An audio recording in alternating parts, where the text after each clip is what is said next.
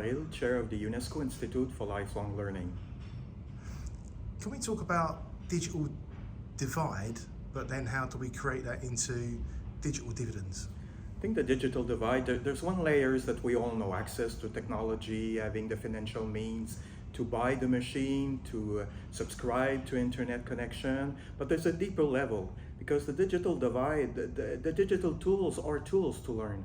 So you have, as a learner, to be self-confident, to have been constructed as a learner who is able to just jump into the unknown of the tools themselves and the knowledge.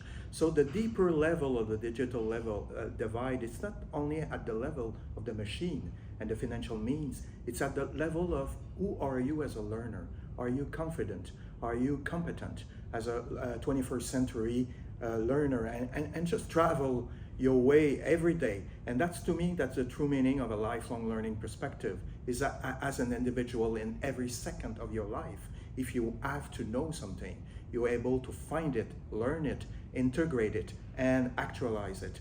And that's a true revolution, if I might use that word, of the lifelong learning perspective.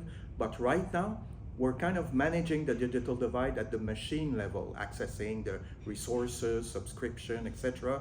But we have to make the other story and bridge the divide at the learner's level, to be confident in your daily life, to get the competencies and the knowledge you need to manage your life, manage your work, and just answer all the challenges of our time, from the climate crisis to health management, mental health management, etc., personal finance, etc., all the fields of the competency needed in the 21st century. That's the real the digital divide. It's at the person level, way beyond the machine. So on a personal level, there's been some discussion over the conference around age and the grey digital divide, when we're asking people to work for longer. How can we think of bridging that gap to be able to help people with being able to have access and upskill in lifelong learning all the way through for a longer sort of time of working? Yeah, I would say people might work longer, but they also be a citizen for longer, way longer than themselves as worker. So we have to balance those two aspects.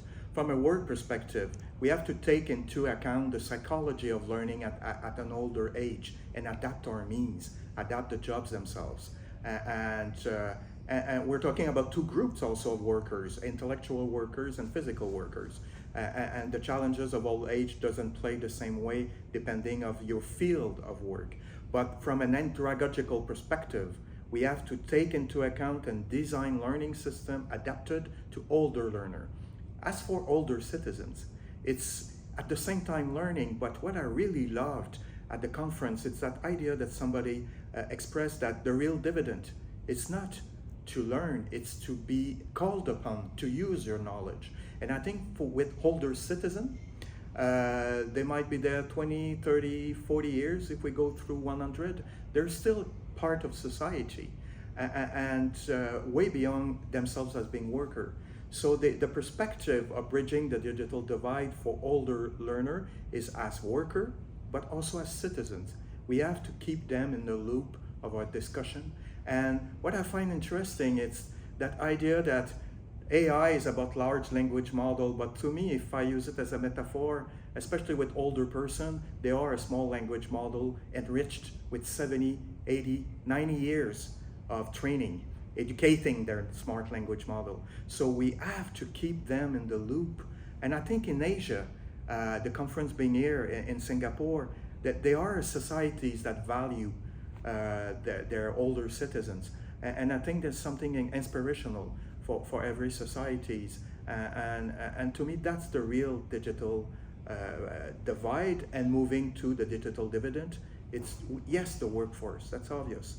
But, and we're there, we're all there. Every nation is there dealing with their workforce. The real breakthrough, it's to take people as citizens all through their life, whatever their age is, even younger one actually. We're here in Singapore, but we've been hearing from different nations and regions. So Bogota, Colombia, we've had Australians. Everyone's got a different setup nationally, but we're talking about AI, which is if we're looking at large models, global. What would you want to see looking at from a policy level to be able to deliver lifelong learning globally for everyone? For me, what I noticed, observed in the past year and a half, 2 years, is we talked about AI from the machine perspective, the magical power of generative AI. More and more, we're moving the discussion towards the content being on which it's trained. And I think that part of the answer is there. Every country, beside international knowledge, basic knowledge about this and that, every country is a knowledge base in itself. And if we want to really try AI and educate AI on all those national, cultural, multicultural knowledge base across humanity, we would have a very rich tool there. Every nation could train AI theoretically on every person's knowledge in their citizenship, population itself. So I like the idea of moving the discussion toward the knowledge base on which AI is trained, because knowledge is supported and it's in with books, etc.